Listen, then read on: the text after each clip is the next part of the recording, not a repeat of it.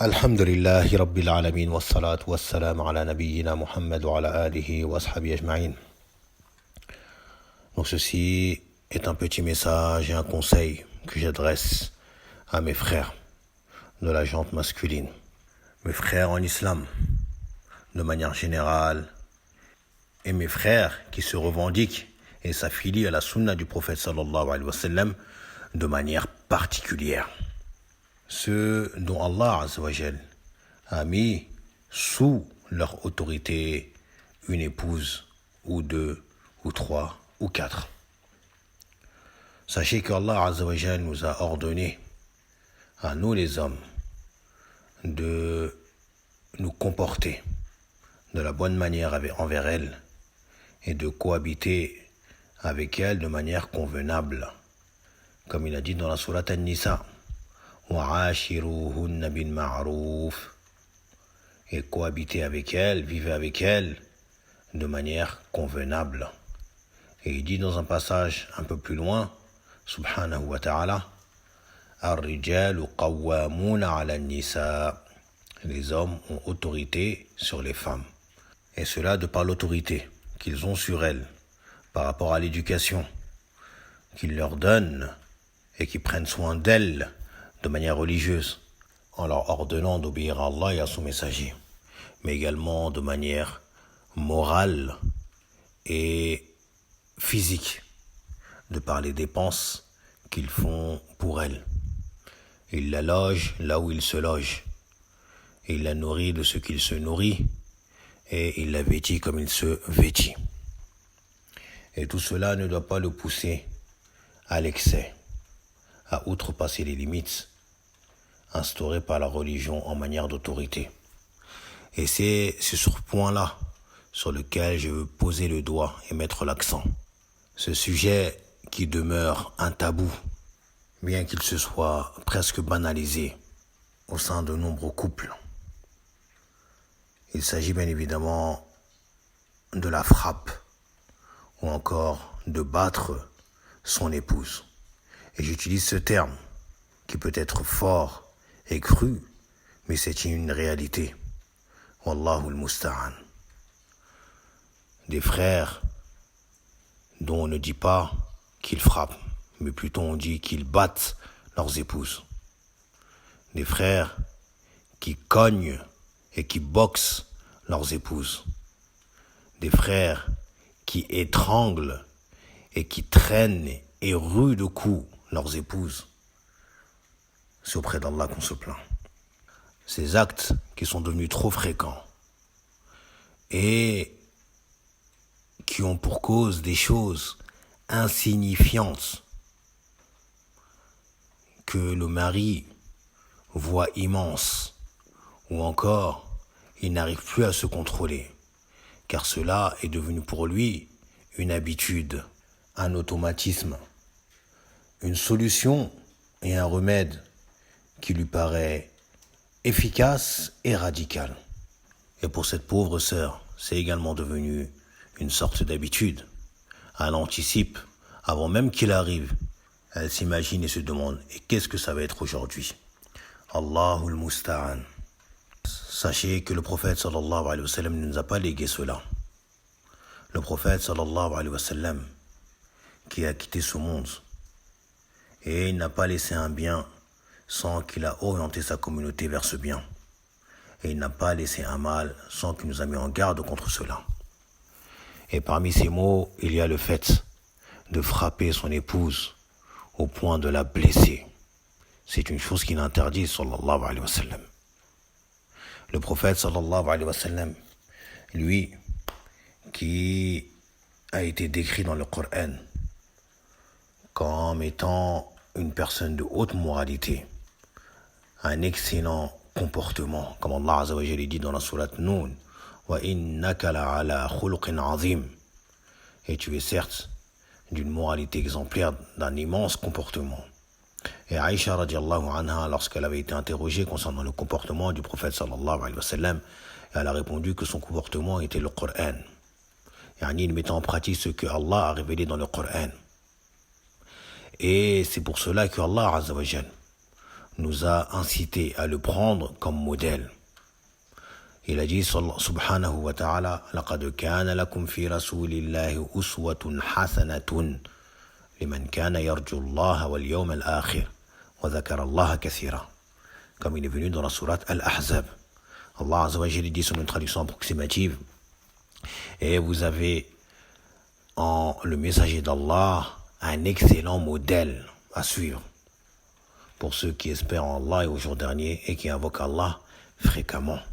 Concernant le prophète sallallahu alayhi wa sallam, comme Aïcha radiyallahu anha disait de lui qu'il n'a jamais frappé un enfant, un servant, un esclave, il n'a jamais frappé de femme, il n'a jamais frappé personne si ce n'est dans al-jihad fi sabilillah, dans le combat. Et le prophète sallallahu alayhi wa sallam il disait: khayrukum li ahlihi wa ana khayrukum li ahli. Le meilleur d'entre vous, c'est celui qui est le meilleur avec sa famille. Et je suis le meilleur d'entre vous envers ma famille. Dans le sens que le meilleur d'entre vous, au niveau du comportement envers les gens, c'est celui qui se comportera de la meilleure des manières envers sa famille. Et il faut compter cela dans la famille, yani les proches. Et les plus proches dans ta famille, c'est ton épouse, à commencer par ton épouse. Et non pas l'inverse, les gens extérieurs à ta famille, comme c'est le cas de beaucoup de personnes. Beaucoup de frères, tu les vois mielleux, souriants, affectueux et doux envers les autres frères qu'ils voient, qu'ils rencontrent, etc. Mais à la maison, Allahul Musta'an, c'est une autre personne, comme s'il était pris du syndrome de la double personnalité. Alors que toutes ces bonnes choses et ces bons comportements qu'il a à l'extérieur, c'est cela qui devrait apparaître à l'intérieur de sa maison avec son épouse et ses enfants, mais surtout avec son épouse. Mon frère, sache que le prophète sallallahu alayhi wa sallam nous a interdit de frapper au visage. Même un homme, il t'a interdit de le frapper au visage. Que dire de ton épouse? Il t'a interdit de blesser une personne. Que dire de ton épouse? Mon frère, Naam, Allah Azza wa Jal a légiféré la frappe de l'épouse, de frapper l'épouse. Cela a été légiféré par Allah Azza wa Jal. Mais cette frappe est régie et réglementée et a suivi un ordre bien précis parmi les remèdes à mettre en place pour remédier aux problèmes d'une femme rebelle et désobéissante. Comme Allah Azza wa Jalla dit dans la sourate An-Nisa au verset 34. Il dit à la moitié du verset: وَاللَّاتِي تَخَافُونَ نُشُوزَهُنَّ فَعِذُوهُنَّ وَاهْجُرُوهُنَّ فِي الْمَضَاجِعِ وَاضْرِبُوهُنَّ فَإِنْ أَطَعْنَكُمْ فَلَا تَبْغُوا عَلَيْهِنَّ سَبِيلًا إِنَّ اللَّهَ كَانَ عَلِيًّا كَبِيرًا. Allah Azza wa Jalla dit sur une traduction approximative du verset 34 de la sourate An-Nisa: et quant à celles dont vous craignez la désobéissance, yani ici dans le sens celles dont vous avez pris connaissance de leur désobéissance, Allah Azza wa Jalla nous donne le premier remède: fa'idhuhunna, exhortez-les en lui disant: crains Allah et obéis à Allah, obéis au messager d'Allah et obéis-moi, crains Allah, comme il est venu dans le tafsir, et d'autres paroles allant dans ce sens. Si cela n'a pas d'effet, n'a pas d'impact, Allah Azza wa Jalla te donne la deuxième option: wahjuruhunna fil madaji'i, et éloignez-vous d'elles dans leur lit. Plusieurs explications ont été données à cela. Parmi cela, il y a le fait de leur tourner le dos et de ne pas leur parler, yani lors de la couchette, ou d'autres encore de ne pas avoir de rapport avec elles, uniquement au moment de se coucher. Et Allah termine la troisième option qui est wadribuhunna, et frappez-les. Et le prophète sallallahu alayhi wa sallam a expliqué cette frappe en disant: une frappe qui ne fait pas de mal, une frappe qui ne blesse pas et qui ne laisse aucune trace. Et le noble compagnon Abdullah ibn Abbas a expliqué la parole du prophète sallallahu alayhi wa sallam, qu'on vient de dire, la frappe qui ne blesse pas, qui ne laisse pas de marque et qui ne fait pas de mal. Il a été interrogé par un des tabi'i qui s'appelle Qatada, rahimahullah ta'ala, qui lui a demandé que veut dire ce terme que le prophète sallallahu alayhi wa sallam a employé. Ad-darbu ghayr mubarrih. Abdullah ibn Abbas radiallahu anhuma a répondu avec un siwak et ce qui ressemble. Un siwak. Et vous connaissez tous ce qu'est le siwak. C'est le petit bâton qu'on utilise pour se curer les dents. Il n'a pas dit avec une matraque.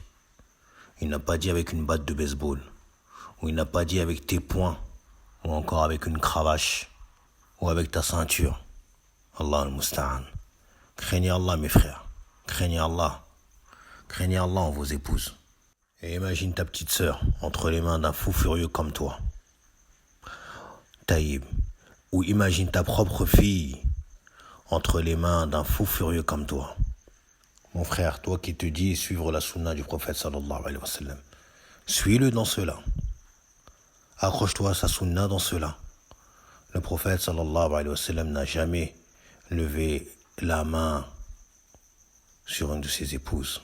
Le prophète sallallahu alayhi wa sallam n'a jamais empoigné une de ses épouses et akhi. Mon frère, reprends-toi, c'est pas trop tard. Et inutile de nous mentionner que certains compagnons, il a été mentionné qu'il a frappé son épouse, etc. Khayrul hadi, hadi Muhammadin sallallahu alayhi wa sallam. La meilleure des voies est celle du prophète Muhammad sallallahu alayhi wa sallam. Le prophète sallallahu alayhi wa sallam, lorsque plusieurs femmes sont venues se plaindre auprès de ses épouses que certains hommes les frappaient, il a dit, le prophète sallallahu alayhi wa sallam, concernant cela, que des femmes sont venues se plaindre auprès de mes épouses, des hommes. Et il a dit, le prophète sallallahu alayhi wa sallam, que ceux-là ne sont pas les meilleurs d'entre vous. Et ces hommes-là qui font cela, ce ne sont pas les meilleurs d'entre vous. Donc toi qui t'en prends à ton épouse injustement, lâchement, sache que Allah Azza wa Jal a révélé dans ce verset que probablement tu brandis haut et fort pour légitimiser tes actes.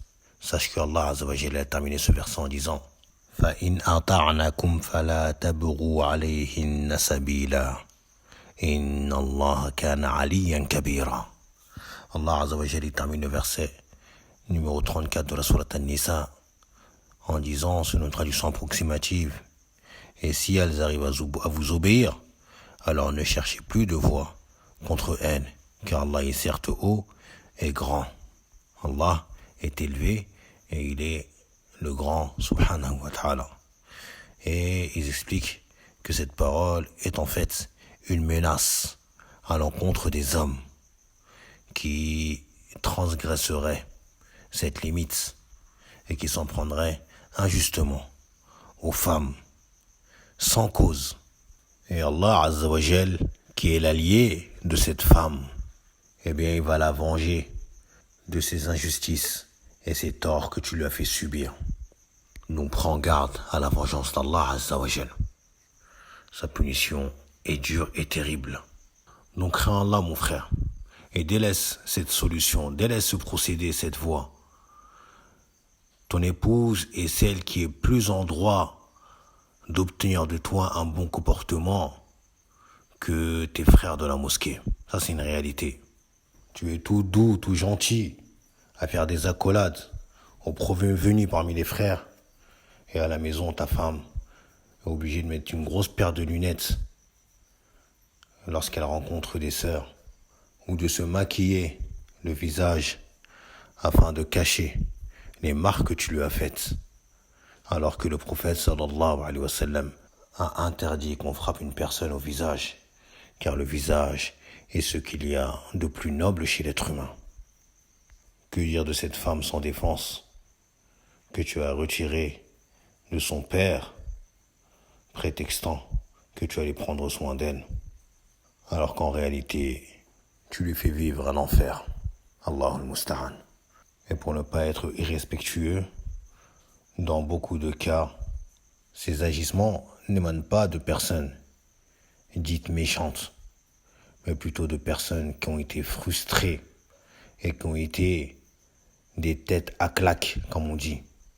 Ils n'ont jamais pu s'affirmer auparavant, et une fois mariés, c'est devant cette pauvre femme qui veulent s'affirmer et montrer leur soi-disant virilité, alors qu'auparavant, ils l'avaient enfoui.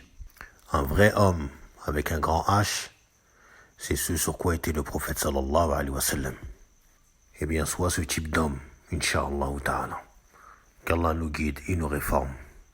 On demande à Allah Azza wa Jal qu'il nous guide et nous réforme tous.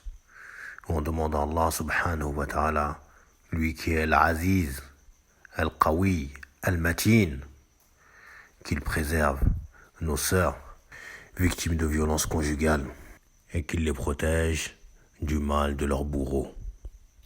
سبحانك اللهم وبحمدك واشهد ان لا اله الا انت واستغفرك واتوب اليك